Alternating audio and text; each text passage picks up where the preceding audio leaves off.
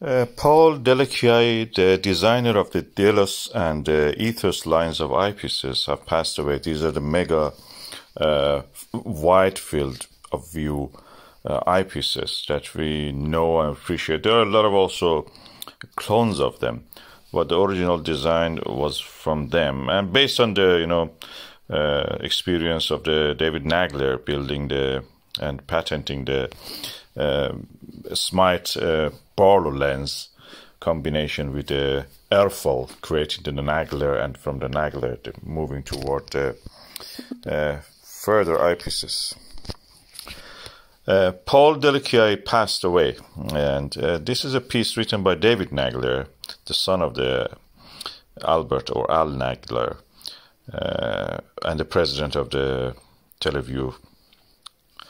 So I will read this, so hopefully a record of this will be left in the YouTube if anybody wants to access this. David Nagler has written his piece like this. This is what I'm reading. It is with the deepest grief that I let you know I lost my friend and colleague of 37 years at 1 a.m. today. If there were one aspect of Paul Dellechiaie that I would like you to know, it is that he was the kindest soul one could ever meet. He was soft-spoken, never had a bad word to say, and always took adversity in his stride by applying logic over emotion. He had one incredible mind. To say Paul was an avid reader is like saying Niagara Falls flows like a bathtub faucet. He would devour books, mostly science fiction. He was well known enough in the community that his likeness even made the cover of a book. His excruciatingly detailed memory for seemingly useless pieces of information was dumbfounding. But that is exactly what made him so interesting. However, with all that rolling around, he could be a bit difficult to follow in conversation. Let's just say Paul took a circuitous route to make a point, and I'd often have to nudge him back on track. I will miss the conversations we never got to have and treasure those I can remember. Paul started at Tele Vue in May of 1985. My father met Paul at Rockland Astronomical Club star parties. Admiring his ATM ingenuity, he thought he might make a good employee. Paul, who had a master's degree in biology, accepted my father's offer to work at Tele Vue. Paul was only the second person outside the family hired at Tele Vue.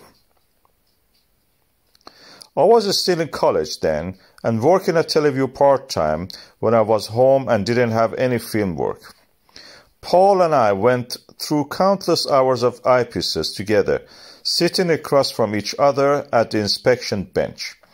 Tele Vue was just out of infancy and moved from my parents' house into an old factory building in Pearl River, New York. My mother, Jo F., and Paul were the only full-time employees. As you can imagine, the three of them defined multitasking. I started full-time at Tele Vue in 1988. I was now just the fourth full-timer. I knew my path in the company and had to work to not only do what needed to be done, but learn to manage every aspect of the company. Now full-time, Paul and I become closer friends and colleagues. However, we were always able to maintain a healthy work-friend relationship.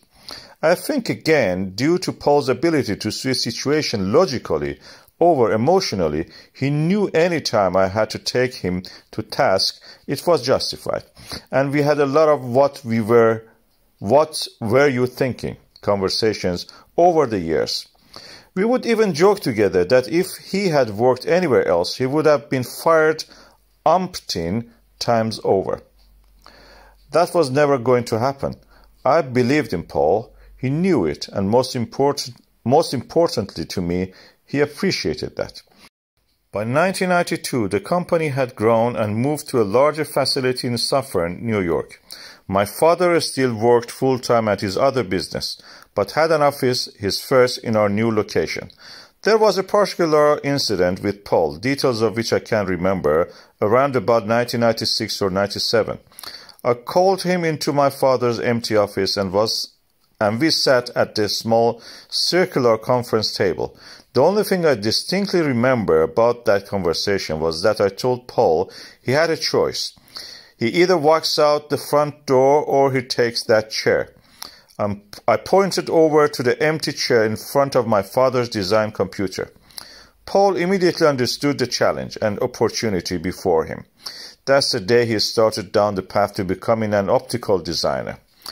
Working under the tutelage of my father, optical design seemed to come naturally to Paul. He thrived, but he also put in the extra effort, often spending his own time learning the mechanics of design.